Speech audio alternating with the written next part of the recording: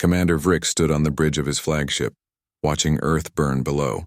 His forearms crossed in satisfaction as the blue planet turned gray under the endless bombardment. Fires covered entire continents. The oceans boiled and steamed. The atmosphere filled with poison and ash. After 72 hours of constant attack, Earth was dying. All life signs negative, Commander, his second officer reported. No movement detected anywhere on the surface. No signals. No broadcasts, nothing. Vrix clicked his mandibles in approval. The war was over. Humanity, that aggressive and unpredictable species, was finally gone. For 200 years, humans had expanded through space too quickly. They took systems the galactic community wanted. They refused to follow the old rules. They asked too many questions and pushed too many boundaries. The Council had voted. Earth must fall. 2,000 warships from 12 different species had come to deliver judgment. The humans had fought back, of course. Their defense fleet was brave and skilled. But they were outnumbered 10-1. The human ships fell one by one, burning in the void of space. When the last defender exploded in a flash of light, the bombardment of Earth began. Vrix remembered the moment clearly. He had given the order himself. Fire everything, and they had. Plasma cannons, nuclear missiles, biotoxins, and kinetic strikes rained down on Earth without mercy. Every major city became glass and dust. Mountains melted. Forests burned completely. The bombardment was so intense that Earth's rotation slowed by 3 seconds. Scan for survivors, Vrix ordered. Use deep penetration sensors. Check underground, underwater, everywhere. The sensors swept across the dead planet below. They could detect a single heartbeat under a mile of rock. They could find a heat signature in the deepest ocean. They found nothing. Earth was a tomb and all its people were dead. Commander, we're detecting some automated systems still running deep underground, a technician reported. Probably emergency backup generators. They'll run out of power in a few weeks. Let them run, Vrix said. It doesn't matter now. The humans are extinct. Across the galactic community, the news spread quickly. Celebrations erupted on 1,000 worlds. The human threat was eliminated. The species that had scared so many others with their rapid growth and strange ideas was gone. The galaxy was safe again. High Arbiter Kulan, an ancient being made of living crystal, addressed the Galactic Council from the Great Chamber on Nexus Prime. His voice resonated through translation devices, reaching billions of listeners across the stars. Today marks a dark but necessary day in galactic history, Kulan said. We did not wish for this outcome. We gave humanity many chances to slow their expansion, to respect the boundaries established by species far older than them. They refused every compromise. They left us no choice. The sentence has been carried out. Earth is silent. May this serve as a lesson to all aggressive species that the galaxy has limits. The council members, representing 47 different species, showed their various forms of agreement. Some nodded, some flashed lights, others released pheromones of approval. Only a few remained silent, uncomfortable with what had been done. Far from Earth, on a research station orbiting Europa, Jupiter's ice moon, Dr. Hyun stared at his communication console in disbelief. He was a human scientist, one of perhaps a few thousand humans scattered across the solar system on various stations and outposts. He had been studying Europa's subsurface ocean when Earth went dark. For 3 days he had watched helplessly as the alien armada destroyed his homeworld. He had screamed at his console, sent desperate messages that went unanswered, and finally wept when the bombardment ended and all signals from Earth stopped. Now, 3 months later, Hyun still monitored the silent frequencies. Earth transmitted nothing. No emergency beacons, no survivor calls, nothing. It was as if the entire planet had simply ceased to exist. But something bothered him. In the final moments before Earth went completely silent, he had received a strange transmission. It was heavily encrypted, military grade. Hyun wasn't supposed to have access to such codes, but his research position gave him clearance to certain networks. The message had been only 7 words. Protocol Exodus initiated. We'll see you again. Hyun had no idea what Protocol Exodus meant. Earth had no evacuation plan that he knew about. All the colony ships had been destroyed in the first hours of the attack. Nothing had escaped Earth's orbit. He had watched the sensors himself. The entire human fleet was gone. So what did the message mean? And who sent it? Hyun played the transmission again and again, searching for clues. The encryption suggested it came from someone high in Earth's military command, but that made no sense. If military command survived, why had they gone silent? Why weren't they organizing resistance or calling for help from the scattered human outposts? It's a ghost, Hyun muttered to himself. Some automated system sent it without meaning. Everyone on Earth is dead. But he didn't really believe that. Something in the message felt intentional, purposeful, like someone was telling him to wait and watch. 6 weeks after Earth fell silent, Hyun received a news alert on his console. A mining colony on Vega 3 had stopped responding to communications. The Galactic Council had sent ships to investigate. What they found made no sense. The colony was empty. All 40,000 inhabitants were gone. Buildings stood intact. Equipment still ran. Food sat half-eaten on tables in the dining halls. Ships remained docked at the station, but not a single living being remained. No distress signal had been sent. No signs of struggle or violence. The population had simply vanished as if they had never existed. The report called it a mystery. Investigators found no explanation. Some speculated about a plague or mass kidnapping by pirates, but deep scans showed no biological agents, and pirates couldn't move 40,000 people without leaving some trace. Hyun read the report 3 times, a cold feeling growing in his stomach. Vega 3 had been one of the few colonies that refused to participate in Earth's bombardment. They had voted against the action in the Council and maintained trade with humanity until the very end. Could it be connected, or was he seeing patterns where none existed, driven by grief and isolation? 2 weeks later, another colony vanished. Then another. Then 3 more in a single night. Each disappeared colony had one thing in common. They had been friendly to humanity or had remained neutral during the vote to destroy Earth. The colonies that joined the attack remained untouched. Hyun felt his hands shaking as he updated his personal log. "They're not dead," he whispered to the empty research station. "They're not dead. They're out there somewhere, and they're doing something." Commander Vrix heard about the disappearances during a routine briefing. At first, he dismissed them as unrelated incidents. Space was dangerous. Colonies failed sometimes. It happened. But as more reports came in, he began to feel something he had not felt in decades. Fear. The pattern was obvious once you looked for it. Every vanished colony had opposed or refused to help with Earth's destruction. And they disappeared without any evidence, as if plucked from existence by an invisible hand. In his private quarters, Vrix pulled up the sensor data from Earth one more time. He checked and rechecked the scans. 0 life signs. The planet was dead. Humanity was extinct. So why did he feel like something was watching him from the dark? Why did he have the terrible feeling that the war was not over, but had only just begun? 4 months had passed since Earth went silent. 14 colonies had now disappeared. 340,000 beings gone without a trace. The Galactic Council met in emergency session, and fear filled the great chamber like smoke. Investigator Tal stood before the council, his 6 eyes scanning the gathered representatives. As Chief of Council Security, it was his job to explain the unexplainable. He was a Verdian, a species known for logical thinking and careful investigation. But this case made no sense. "We have searched each disappeared colony thoroughly," Tal reported, his translator converting his hissing speech into common language. "In every case we find the same thing. No bodies, no blood, no signs of violence, no wreckage. The inhabitants are simply gone." "Pirates?" suggested a council member, though her voice held little conviction. "No," Tal replied. "Pirates leave evidence. They take valuables and destroy what they cannot carry. These colonies are untouched. Food still fresh in storage. Money still in accounts. Ships still docked. Only the people are missing." "A plague, then," another member suggested. "Something that made them flee." "Our medical teams found no biological agents," Tal said, "and fleeing would require ships. All ships remain at the colonies. No vessels are missing." High Arbiter Kalan shifted, his crystalline body refracting light across the chamber. "Then what is your theory, investigator?" Tal hesitated. "I have found one connection.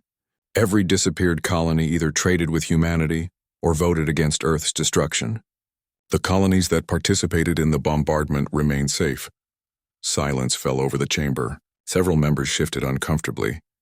"You're suggesting the humans are responsible?" Kulan asked. "The humans are dead. Yes, High Arbiter. That is what the sensors told us. but I must report what I find. Tal activated a holographic display. Images from the latest disappeared colony appeared. At each site, we discover hidden messages. Small scratches on walls, usually in storage areas or maintenance tunnels. Human writing, always the same phrase. The hologram showed a close-up of marks carved into metal. We remember our friends. The chamber erupted in noise. Some members shouted in denial. Others demanded explanations. A few sat in stunned silence. Impossible, Commander Vrix declared, standing from his seat. His forearms gestured sharply. I was there. I watched Earth die. We scanned for survivors. There were none. This must be human sympathizers trying to honor the dead. Perhaps, Tal said calmly. But there is more. He activated another display.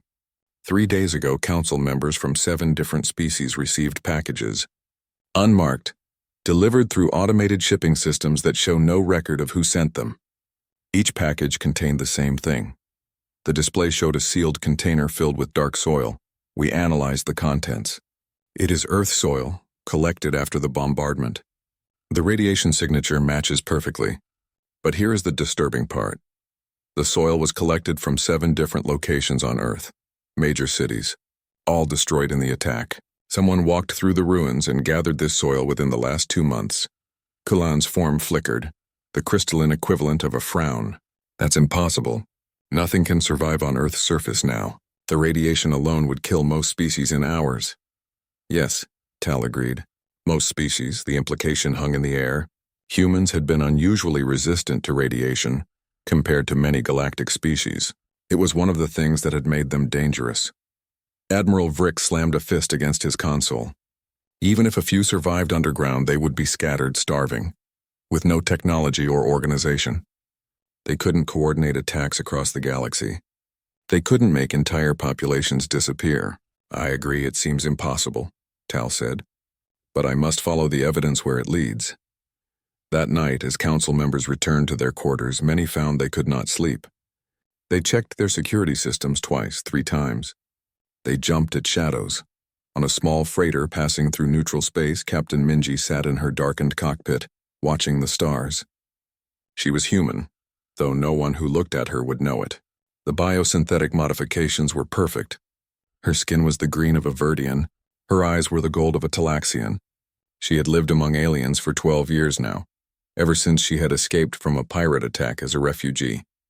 The council had been so kind to her. They had given her asylum, papers, even helped her become a licensed pilot. They never suspected that she was a plant, one of thousands of humans living in disguise throughout galactic society. Minji checked her secure communicator.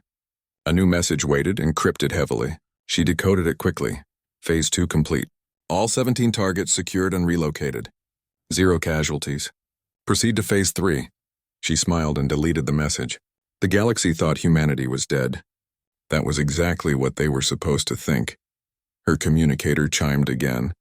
This time it was a priority message for the entire network. Minji read it twice, then sat back in her chair. Impressed. Someone was about to send a message the council would never forget. The next day, Investigator Tal was reviewing security footage from the latest disappeared colony when his assistant burst into his office. Sir, you need to see this now. They ran to the communications center. A transmission had arrived, sent on open channels that everyone could monitor. The source was listed as unknown, but signal analysis showed it had originated from 47 different locations across the galaxy simultaneously. That should have been impossible.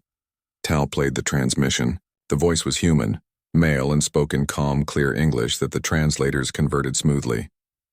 Greetings, Galactic Council. You do not know us, but we know you very well. You killed our world. You murdered 3 billion of our people. You thought that would be the end of us. The voice paused, and Tal felt his scales prickling with instinct warning. You were wrong. We survived. And we have been busy. The colonies that have disappeared? They are safe. We have taken them to places you cannot find. They were our friends when others demanded our death.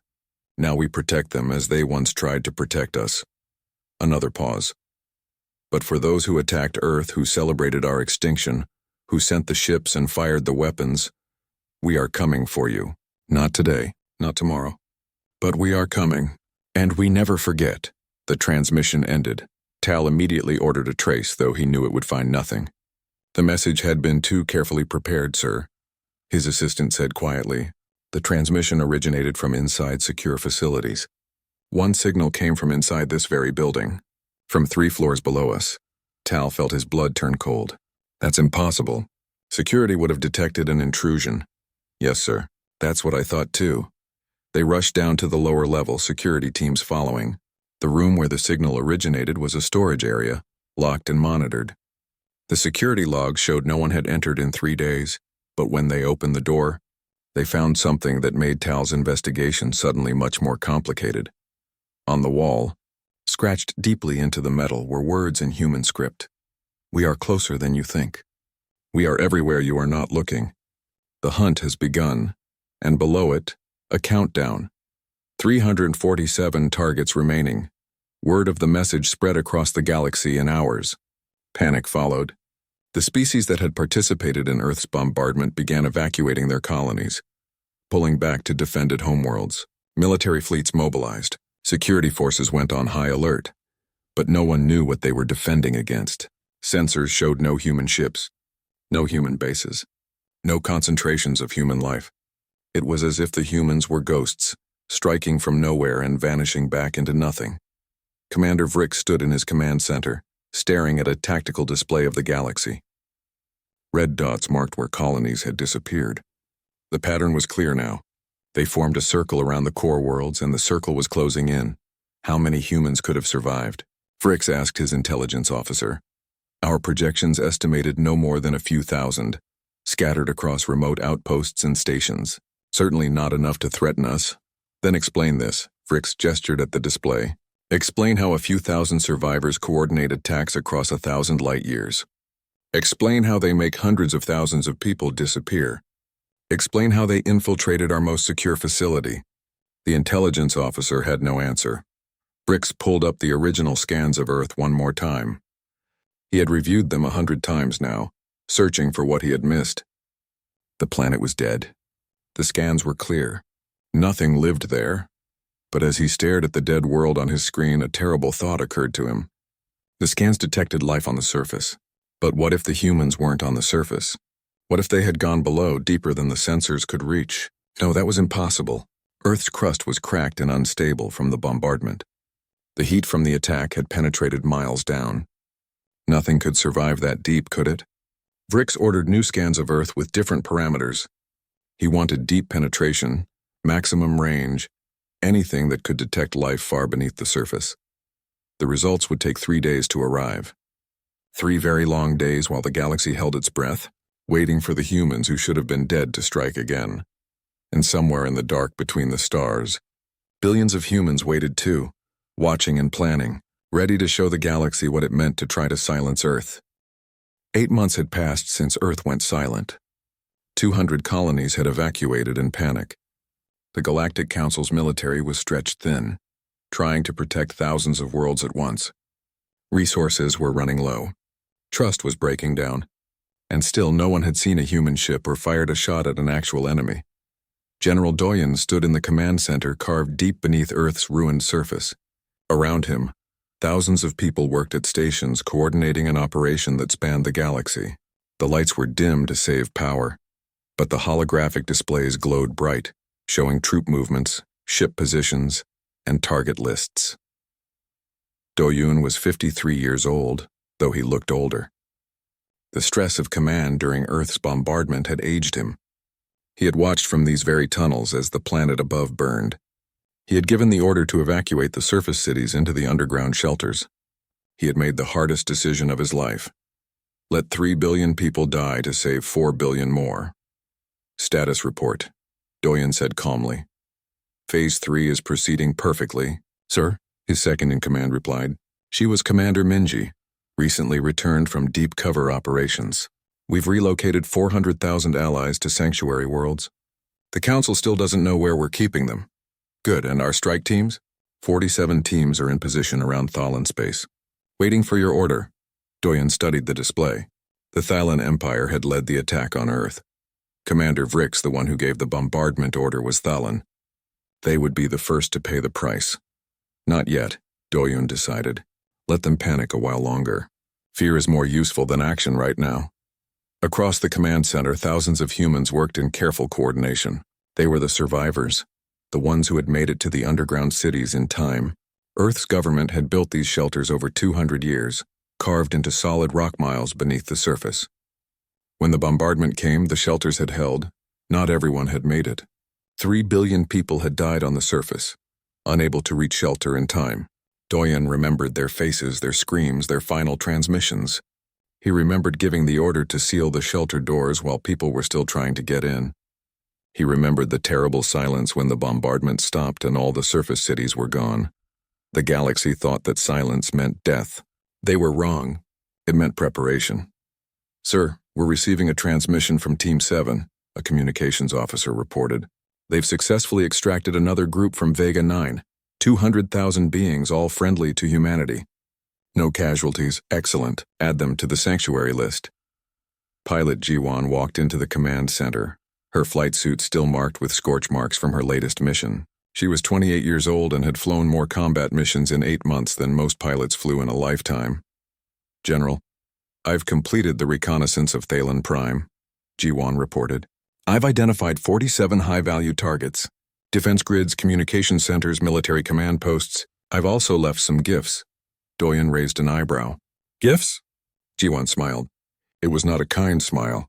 Small transmitters hidden in their infrastructure. When you're ready to talk to them, they won't be able to stop listening. "Good work. Get some rest. We'll need you when Phase 4 begins."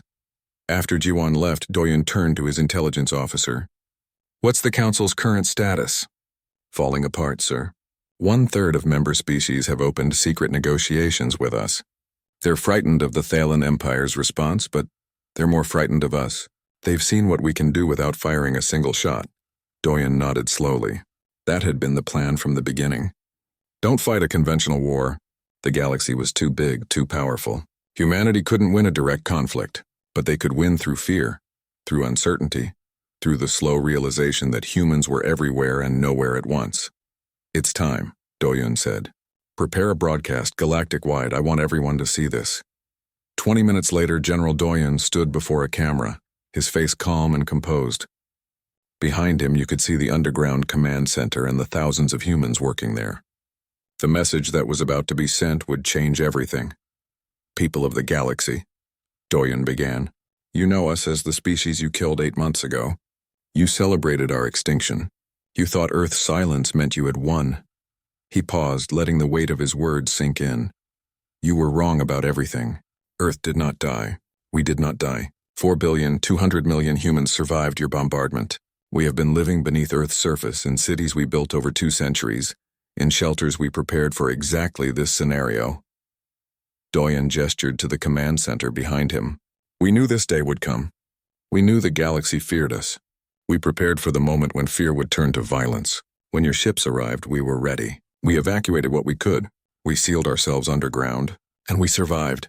The camera zoomed in on his face. "You murdered 3 billion of us. Children, parents, grandparents, people who had never left Earth and only wanted to live in peace. Their blood is on your hands, and we will never forget them." He let that statement hang in the air. "But we are not you.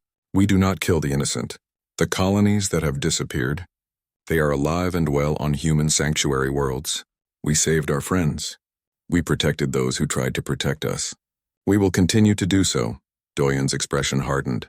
"But for those who attacked us, for those who fired the weapons and gave the orders, there will be a reckoning. We are coming for you. We are already closer than you know. We have lived among you for years. We have studied you, learned from you, and waited for this moment." He held up a datapad. "I have a list. 347 names. Military commanders who led the attack. Council members who voted for Earth's destruction. Ship captains who fired on our world. You know who you are. We know where you are. And we are coming." The broadcast showed footage then, images that made viewers across the galaxy gasp. Human ships, sleek and dark, unlike anything they had built before. Humans walking on Earth's surface in environmental suits, planting trees in the ash. Underground cities stretching for miles full of people and life and hope. "You tried to silence Earth," Doyun continued. "You failed. We are still here. We are still running toward our future. And we are faster, smarter, and more determined than you ever imagined. The broadcast ended with a simple message. The Silent Earth Doctrine is in effect. The hunt has begun. The reaction across the galaxy was immediate and explosive. Some species panicked. Others mobilized for war. And several began reaching out to humanity, seeking peace. But the Thalan Empire, proud and unbending, refused to acknowledge the threat. Commander Vrix appeared on their state broadcast, his 4 arms spread wide in defiance. These are empty threats from a defeated species, Vrix declared. We destroyed their world. We will destroy them again. The Thalan Empire fears no one, especially not humans hiding in holes like vermin.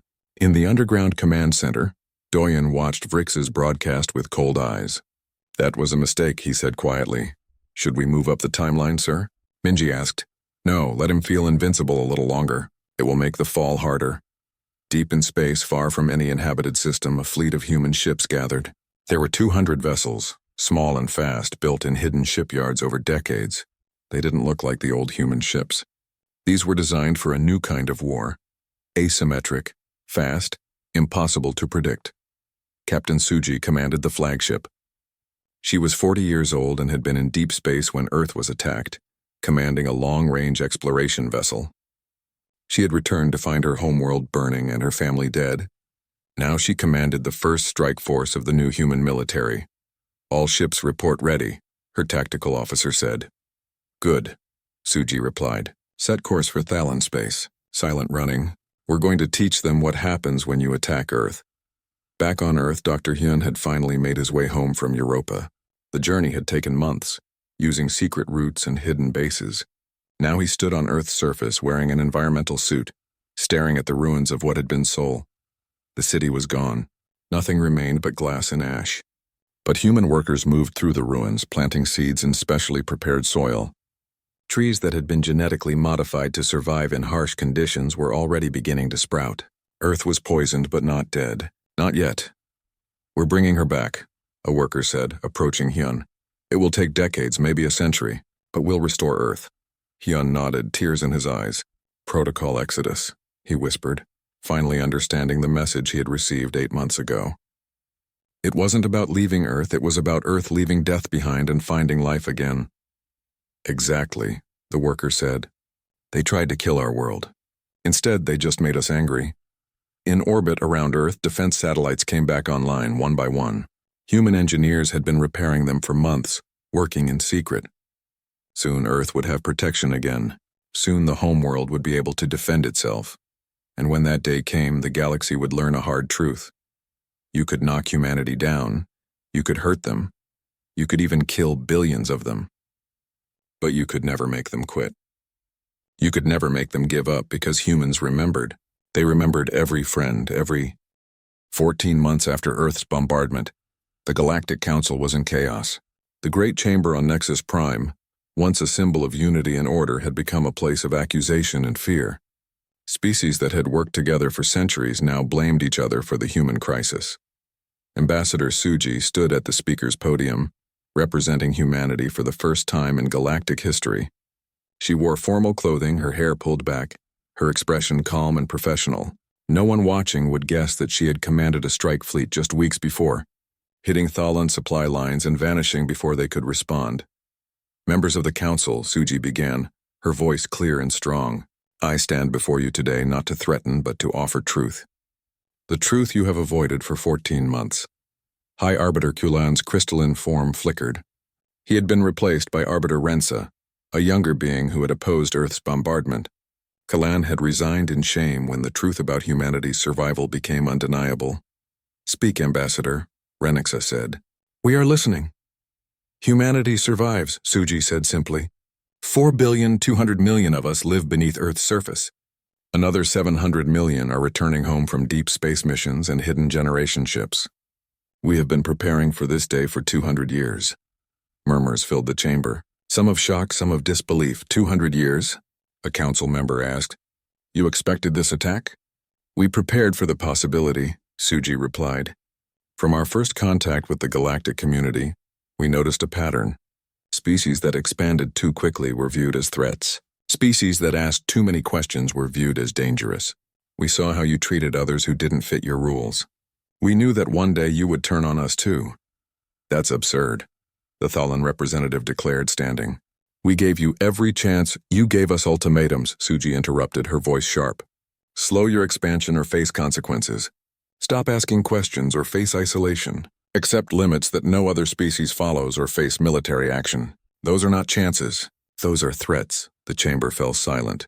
So we prepared, Suji continued. We built cities underground, deep enough to survive orbital bombardment. We modified our biology to resist radiation and survive in harsh conditions.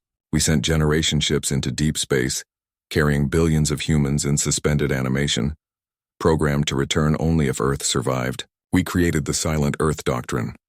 She activated a holographic display. It showed cross-sections of Earth, revealing massive underground cities stretching for hundreds of miles.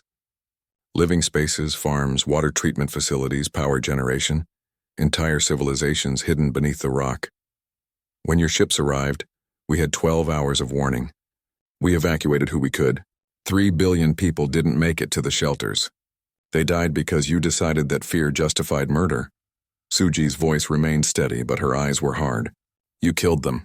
You murdered 3 billion innocent people who never threatened anyone, and then you celebrated. The chamber was absolutely quiet now, but we survived, and we have spent 14 months showing you what that means.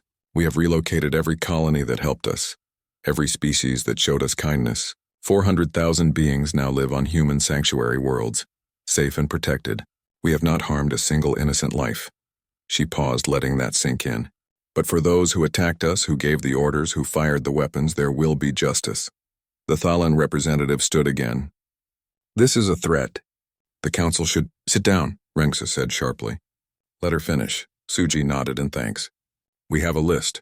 347 individuals directly responsible for Earth's bombardment. We want them handed over for trial.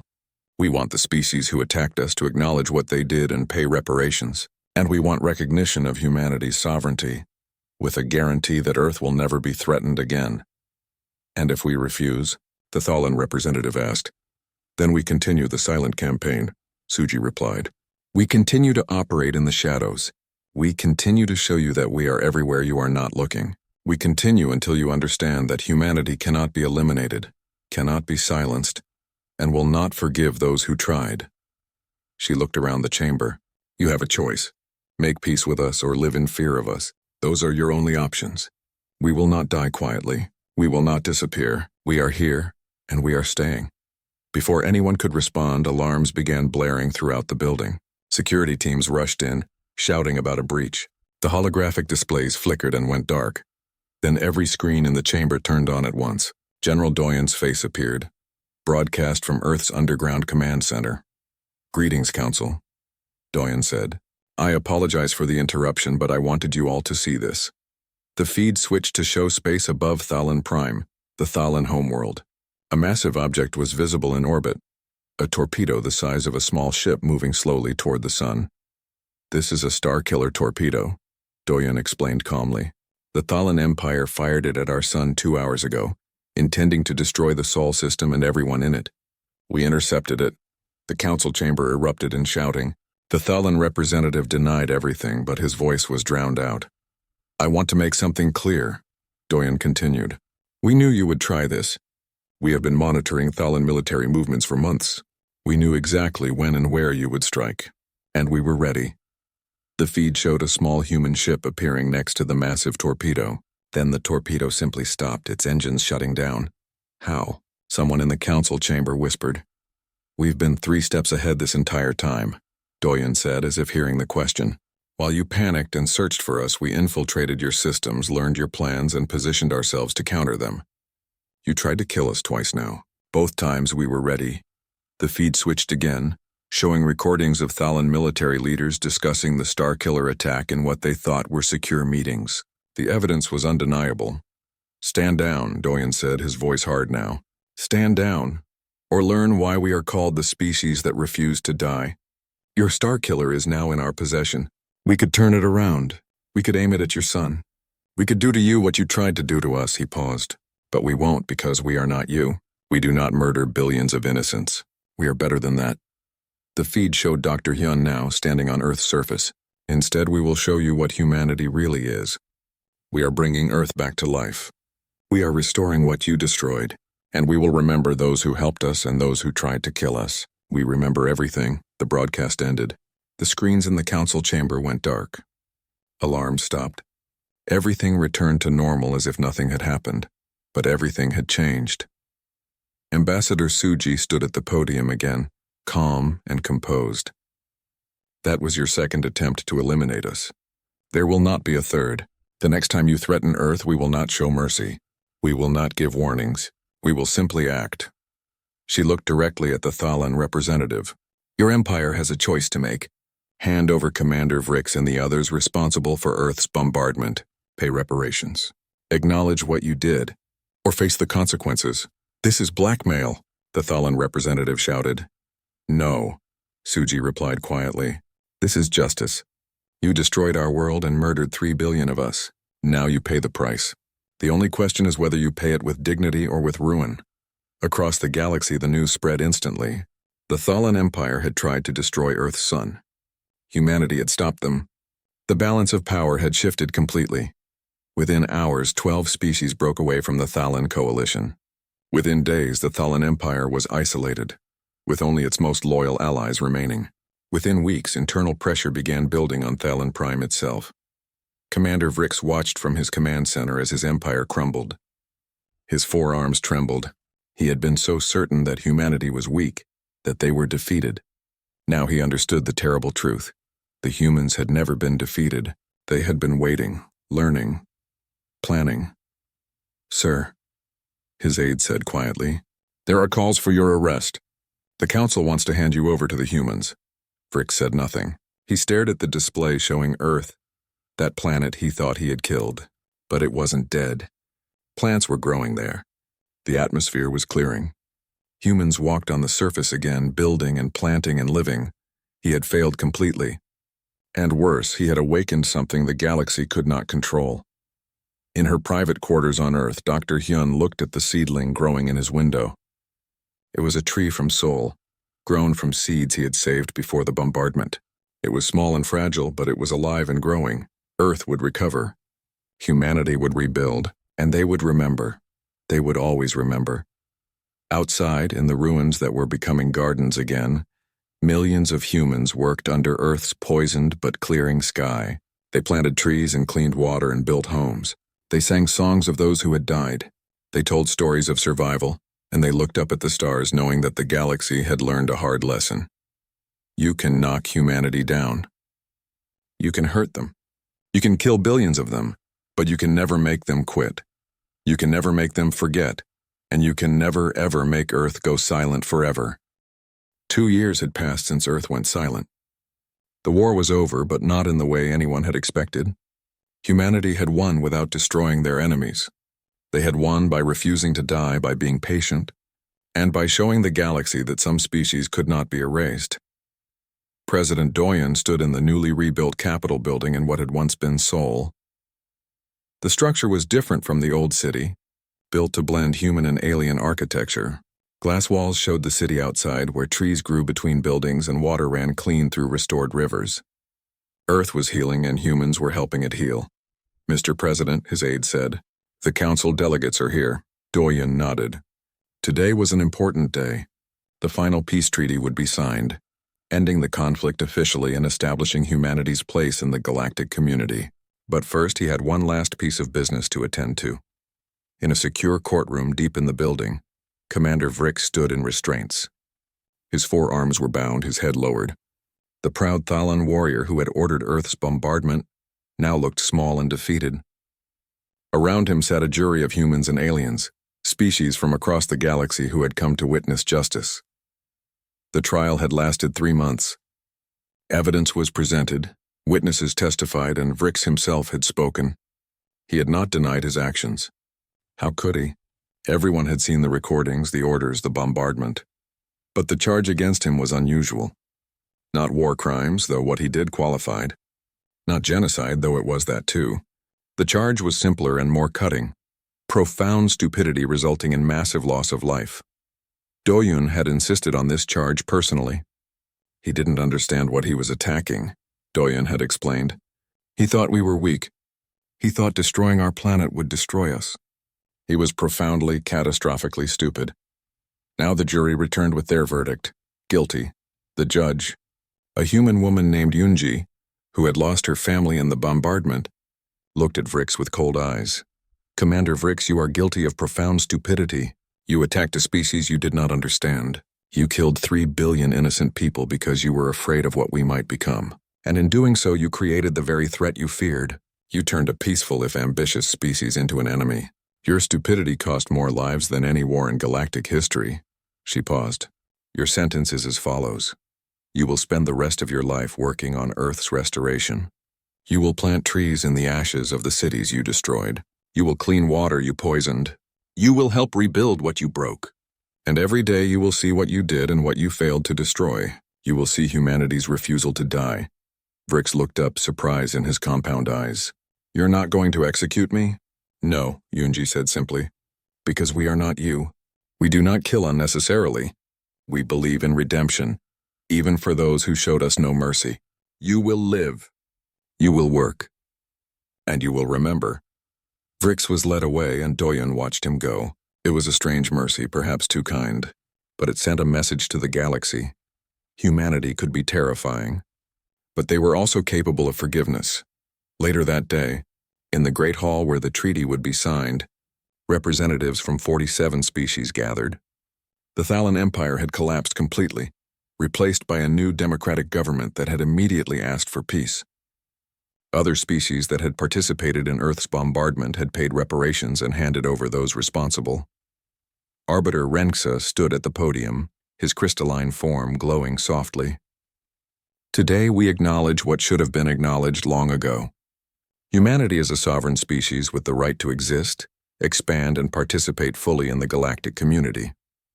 The attack on Earth was wrong. The loss of life was inexcusable. And we failed in our duty to protect all species, not just those we found comfortable. He turned to Doyen. President Doyen, on behalf of the Galactic Council, I offer our deepest apologies. We failed you. We failed your people. We allowed fear to guide us instead of wisdom. Doyen stepped forward. Arbiter Renksa, we accept your apology. But words alone do not heal wounds. Actions do. The Council has agreed to our terms. Earth will have a 50-light-year exclusion zone. Our colonies are returned to us. Species that helped us will receive our protection and friendship, and those who attacked us have paid reparations to help rebuild what they destroyed. He paused, looking around the hall. But more important than any of this is the lesson we all must learn. Do not judge species by your fear of them. Do not attack those who are different, and never ever assume that destroying someone's home will destroy their spirit. The treaty was signed. Humans and aliens pressed their marks to the document, binding themselves to peace.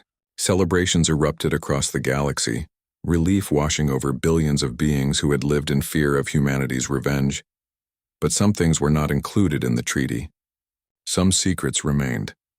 In a classified briefing room beneath the Capitol, Captain Minji met with intelligence officers from several human-friendly species. On the screen was a star map showing routes into deep space, far beyond known galactic borders. The generation ships? One alien officer asked. Still out there, Minji confirmed. 10 billion humans in suspended animation, scattered across 1,000 locations beyond this galaxy. Their instructions were clear. Wait 1,000 years, then come home. If they find Earth thriving, they integrate peacefully. If they find Earth dead, she didn't need to finish. Everyone in the room understood. You're telling us this why? Another officer asked.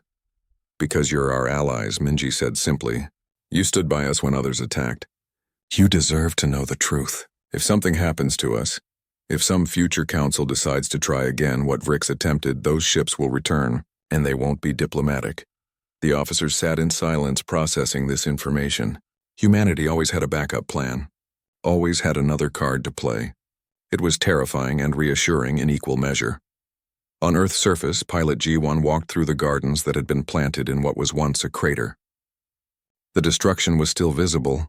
You could see where buildings had melted, where the ground had turned to glass. But life was returning.